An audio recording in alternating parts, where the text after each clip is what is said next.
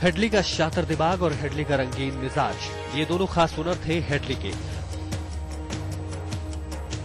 जिनकी बिना पर वो जहां भी गया अपना मकसद पूरा करने में कामयाब रहा। उसका सबसे बड़ा हथियार था उसके साथ हमेशा रहने वाली लड़कियां। एनआईए को तलाश है उन्हीं लड़कियों की।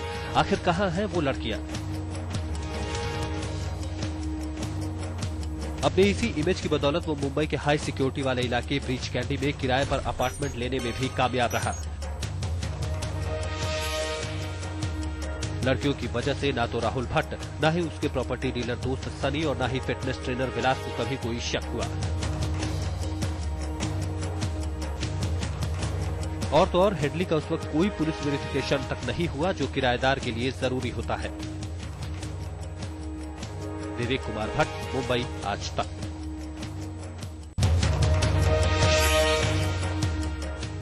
समाजवादी पार्टी के नए नवेले मुंबईया हीरो अबू आजमी ने राज ठाकरे के साथ अब शिवसेना पर भी निशाना साध लिया है।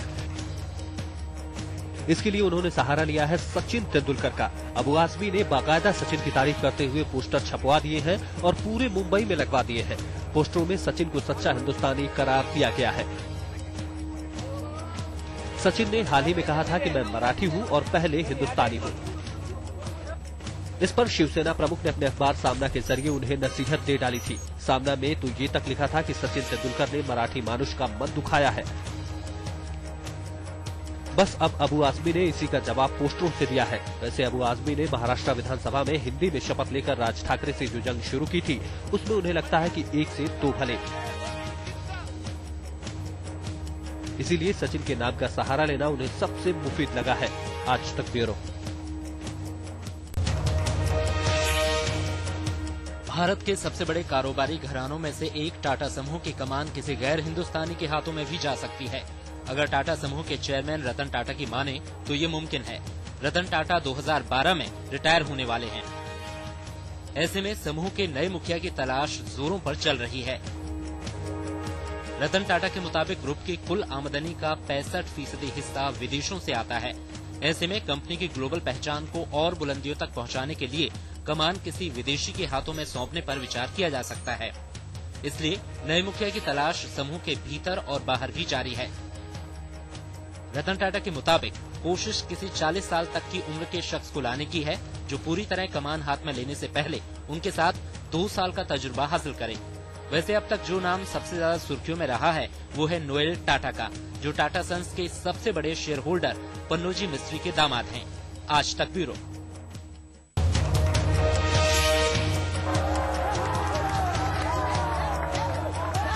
पश्चिम बंगाल के जलपाईगुड़ी में गजराज फिर से गुस्से में आ गए। 20 से ज्यादा हाथियों के झुंड ने मचा दी पूरे इलाके में तबाही। ये हाथी नजदीक के जंगल से जलपाईगुड़ी के नागेश्वरी चाय बागान में घुस आए हैं। वहाँ लोगों ने हाथियों पर पत्थर फेंकने शुरू कर दिए।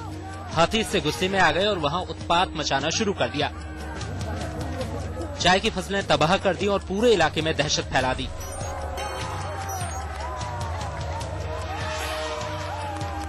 हाथियों ने एक युवक को भी बुरी तरह से घायल कर दिया।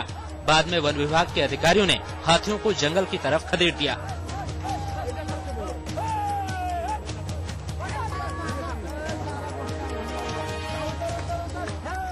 राजेंद्र प्रधान, जलपाईगुड़ी आज तक।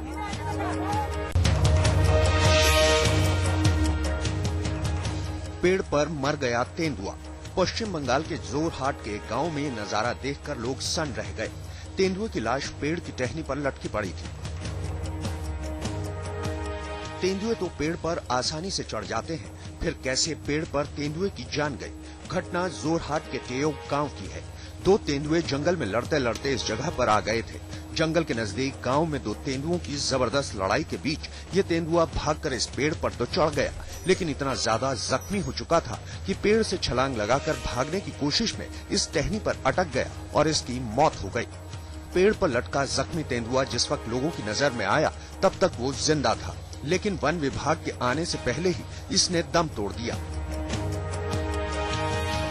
इसे बचाने की वन विभाग के डॉक्टरों की कोशिश भी कामयाब नहीं रही। प्रणव कुमार दास, जोरहाट, आज तक।